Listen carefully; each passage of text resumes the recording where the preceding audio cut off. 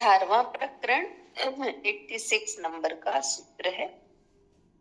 इसमें हमें कह रहे हैं कि जो निज स्वभाव रूपी भूमि में विश्राम करता है और जिसे संसार विस्मृत हो गया है, उस महात्मा को इस बात की चिंता नहीं है कि देह रहे या जाए।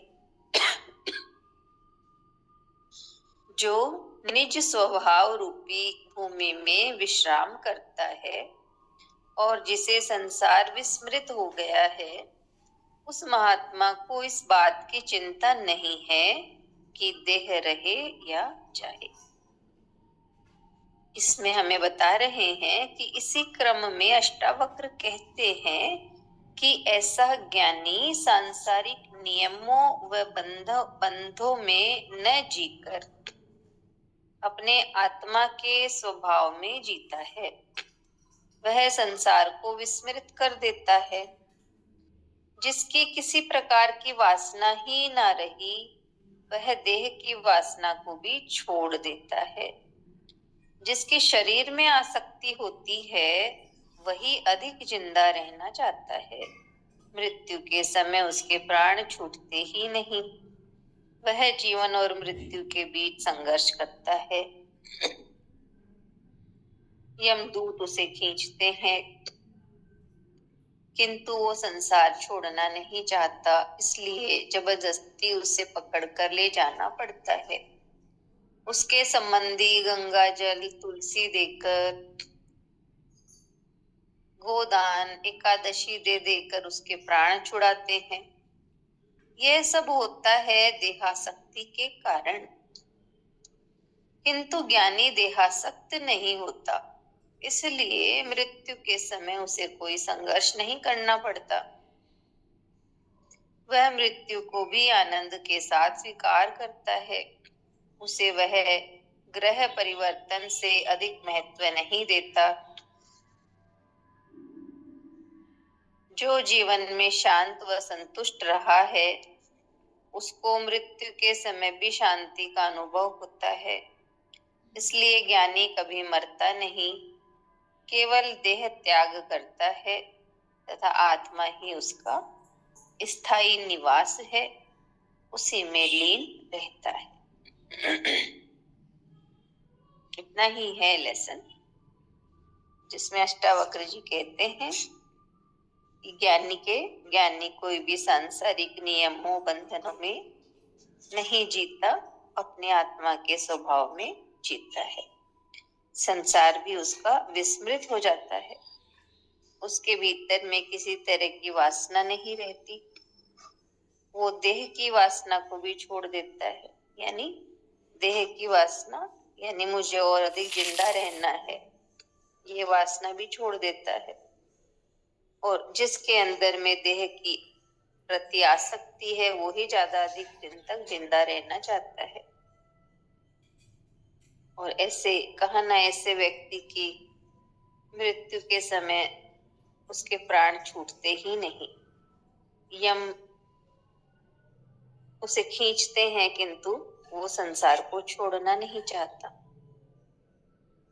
इससे जबरदस्ती पकड़ कर ले जाना पड़ता है।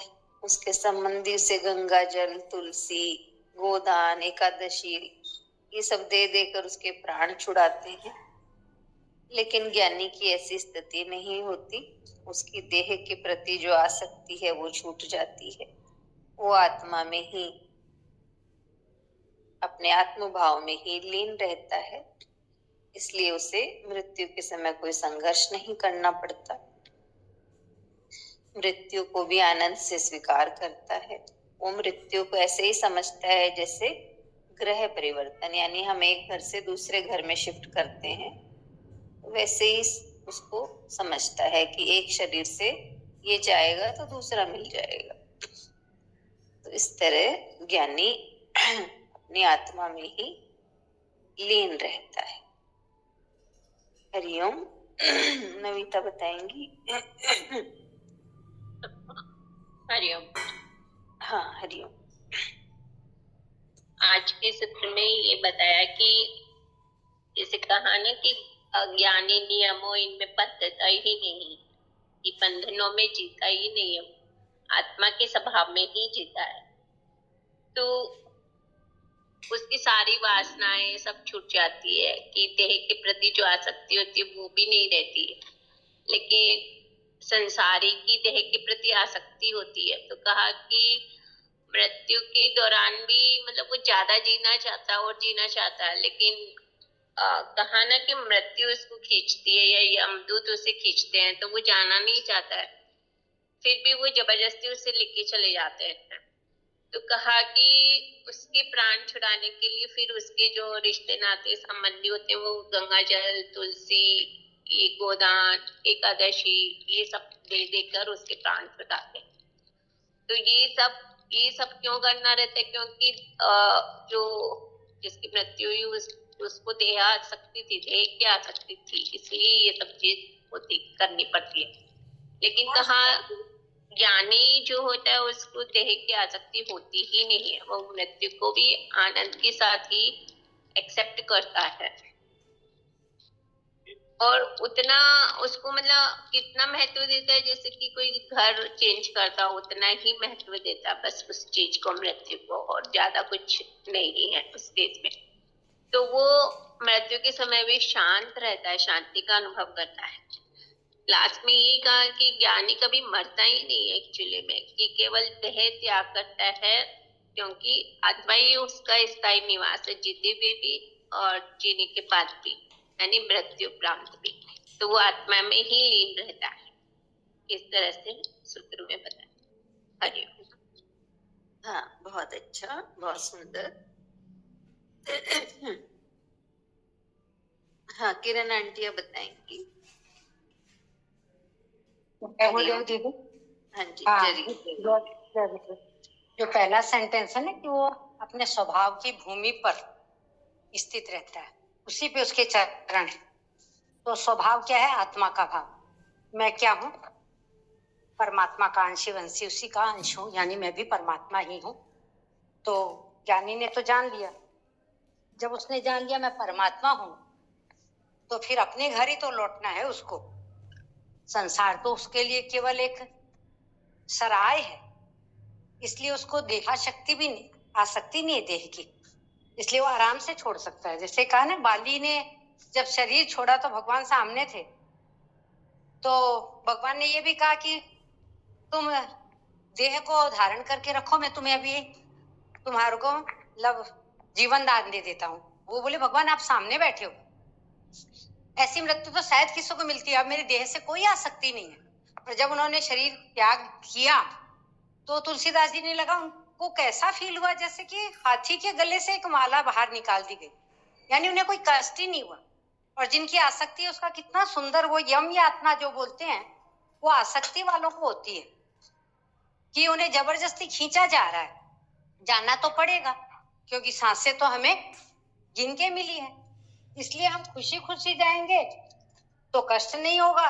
और यदि हमारी आसक्ति संसार में बनी हुई है तो एक तरफ खींचना है और एक तरफ अपने आप को दूसरी तरफ खींचना, मतलब खींचातानी चालू रहती है।